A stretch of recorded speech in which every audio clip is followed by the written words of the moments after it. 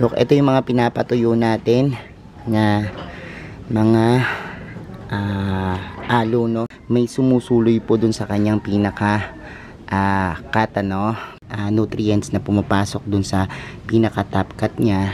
Yan po. Ayan, dalawa kagad yung sumupling, tas meron pang maliit na baby dun sa ilalim. Hello everyone, this is Sir Misunapi ni Dino Park and Eco Garden, and welcome back sa ating YouTube channel. And for today's video, ano nga ba gagawin natin? Propagations tayo ngayon, ano? At meron ako ditong mga hybrid na aloe na talaga namang sa tingin ko successful yung mga propagations natin. Pero this time, iba yung klase ng method na to. Ito yung tinatawag na pugot method, ano? Yung pinuputulan ng pinaka top cut, no? Tapos yung top cut itatanim natin. Tapos yan, magkakaroon pa rin bagong baby yung pinakataas, no?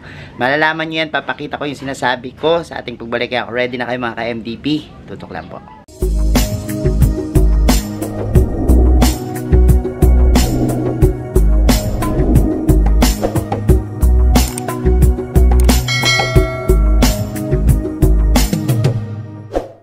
And we're back mga ka-MDP. Nandito tayo ngayon sa ating cactus and succulents collections. At ngayong araw na ito, papakita ko sa inyo kung paano magpadami ng mga hybrid na aloe sa pamamagitan po ng pagputol, ano.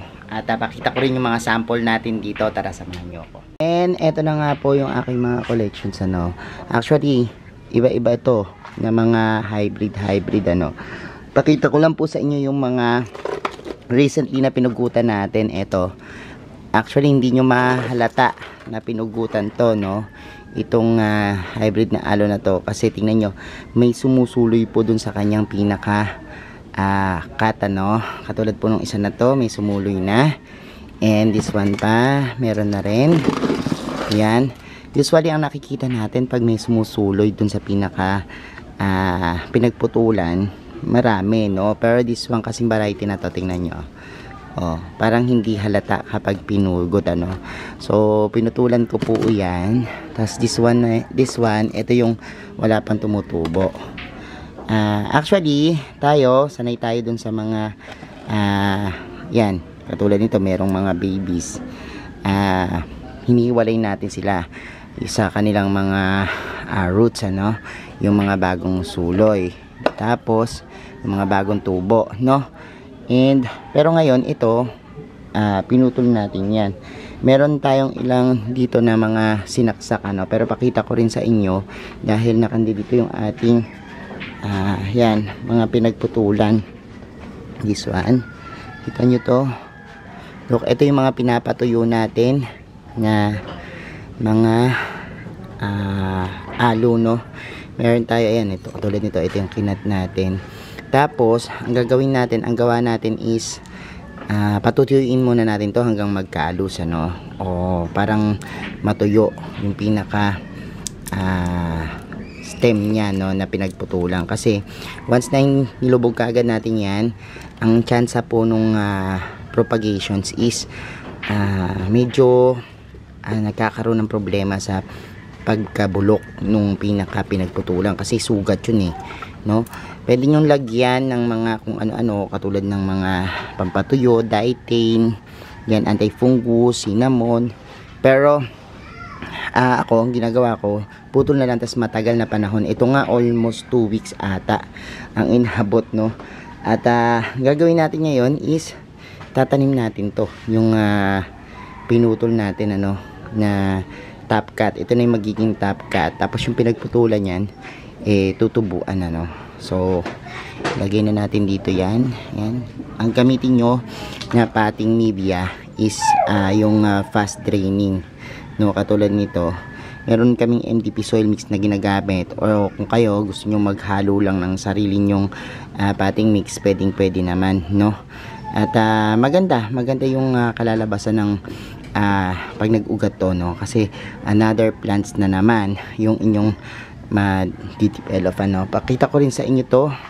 Ito yung pinagputulan natin. Once na pinutulan nyo rin po itong ating mga hybrid aloe, ang tendency po niyan, yung sustansya niya lalabas at lalabas sa gilid. For example naman, this one, yung isa natin dito na hybrid na aloe, yan, dahil po hindi na lumalabas o napigilan yung nutrients na pumapasok dun sa pinaka top cut niya, yan po, magpo-force yan na mag-anak po sa gilid. So ayan, kita nyo, lumabas yung isang baby, tapos dito naman may baby, no? So ganyan yung nangyayari sa kanila, no? Kaya maganda, double yung magiging outcome, no? Kasi tutubuan na siya dun sa pinakataas, tutubuan pa rin siya sa gilid, no? Kasi nga ma-force na maglabas ng panibagong babies dahil yung nutrients na napupunta before doon hahanap ng lalabasan, ano? Kaya ganyan yung nangyayari sa kanila. So eto naman, isa na to, napaka daming babies itong ma-blue nating aloe, no? Itong hybrid na aloe, ang dami ring baby. So ganyan yung ating propagations. Pakita ko naman sa inyo yung pinagputulan, ano. Kapag nagpugot kayo, huwag kayo matakot, no? Kasi yung iba natatakot na magpugot. Ayan po yung nangyayari sa kanya. Ito is pugot method din ng hybrid na aloe. Ayan, dalawa kagad yung sumupling, tas meron pang maliit na baby doon sa ilalim, ano. So ito, pag laki-laki, 1/4 ng mother plants, yan yung ideal na laki, no, bago natin ikat. So may tumubo sa kanyang dalawa at isa pa, no. So yan, napakadali lang naman alagaan ng mga aloe. Actually sila nga, safe sila sa ulan, pero tatamaan sila ng araw, ano. At ayan yung ating ginagawa. Napaka seldom din diligan ng mga aloe, kasi itong mga aloe po ay kapamilya ng mga succulents, ano. At sila ay nag-store ng tubig dun sa kanilang mga katawan. Kaya naman, ayan, kahit hindi mo sila diligan at madalang na madalang namin mapuntahan to, siguro minsan sa isang buwan 2 beses lang ako magdilig, pero nananatili silang buhay, ano. Mapapansin nyo lang na pag nag-underwater na kayo is parang katulad nito, tumitikom yung kanyang mga dahon, ano, at parang kinukulang siya sa tubig, no. Yun yung sanhi nung pagiging underwater niya, nagkakaroon siya ng mga ganyan, ano. Yun yung reason kung bakit nagiging mapayat, tsaka kumukulubot yung balat, ano. Pero pansinin nyo naman, kapag okay yung tubig niya, ganyan po siya, o mataba, mabotsog, no. Wag lang mag-overwater. Yung sinasabi ko nga, na kapag nag-overwater, pinipilit yung halaman na kargahin yung tubig sa kanya, no, and yung excess hindi mailabas. Kaya ang tendency, magro-root rot, lalambot po yung mga pinaka dahon niya, no. So tayo dito, yan yung mga propagations natin.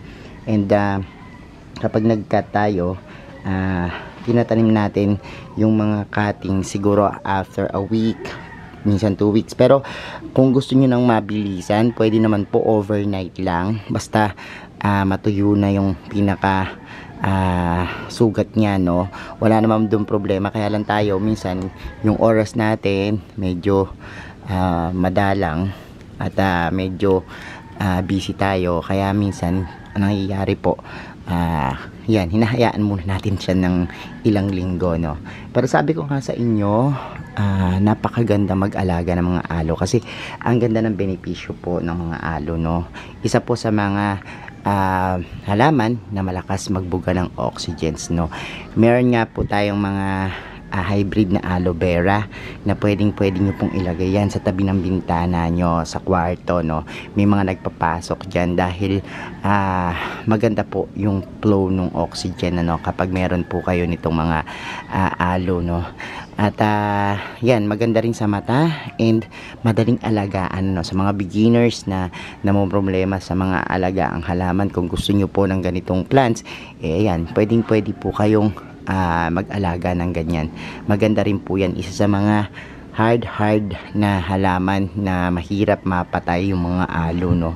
At kung ito, so sobrang pabayaan mo, yun lang siguro ikamamatay niya. Pero kung totally na sabihin natin na mapabayaan mo lang siya ng dilig ng 1 linggo, 2 linggo, nako buhay pa rin po yan, ano, matibay na matibay ang mga aloe. At may iba-iba rin po yung kulay, sabi ko nga sa inyo, may mga hybrids niyan, and minsan merong mga bluish, pinkish, no, na mga kulay yan, at nakadepende po sa sikat ng araw. Mentras nabibigyan nyo ng enough na sunlight, mas naging striking yung color nya. Pero yung mga green po, napakaganda rin, ano.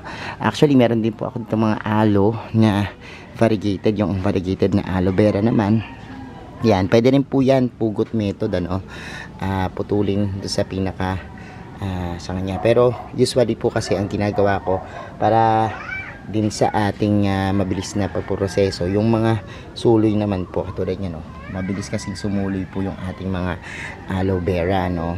At yan din po yung isa sa mga paborito ko na variety itong kasi ito po ay merong mga nadidevelop na iba't ibang klase ng variations, katulad niyan yung half moon yan, no. So kakaiba po yung binibigay ng variation sa atin. So, ito naman po yung mga bulaklak ng mga aloe. Pwede rin po tayo mag-propagate sa pagitan niyan, yung tinatawag na aloe kiss, yung paghahalikin mo tong pinaka mga bulaklak, tapos makakapag produce na yan ng seeds, ano.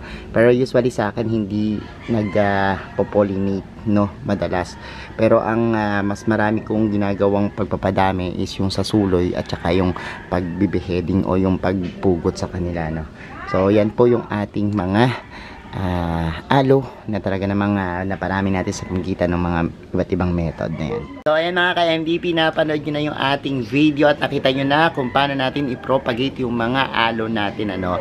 At yan, napakadami na nating aloe dito, and abangan nyo yung pag-out natin ng mga aloe natin na hybrid. Murang-mura lang po yan, mga propagations natin, kaya naman tumutok po, no, sa aming mga Facebook pages. Yan, kung merong mga available, mag-inquire po kayo dyan, ano. Thank you po sa lahat na nag-like, nag-share at nag-comment ng ating mga video. Sa mga hindi pa po nagsasubscribe sa ating YouTube channel, kung bet na bet nyo po yung ganitong usapan, plants and gardening, mag-subscribe na po kayo, no. Huwag nyo pong kalimutang i-hit yung notification bell para laging updated sa aming latest uploads, pati po sa iba't iba nating social media accounts, sa ating TikTok, Instagram, Facebook pages. Search nyo lang po Hermie Sunaho or Mini Dino Park and Eco Garden, makikita nyo na yan. Salamat ng maraming mga ka-MDP, and this is Hermie Sunaho nagsasabi sa inyo ng happy planting. Bye!